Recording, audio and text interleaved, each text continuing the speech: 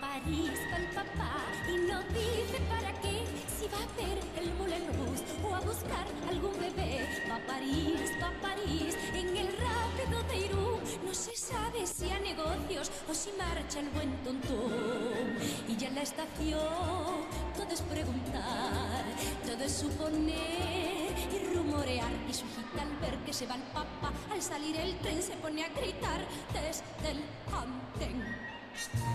Si vas a París, papá, cuidado con los apaches. Si en juerga de taxi vas, procura salvar los baches. Si vas a París, papá, no comas foie gras de pato, ni vayas al cabaret.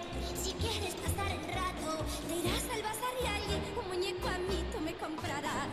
Mejor que ningún juguete. Si vas a París, papá.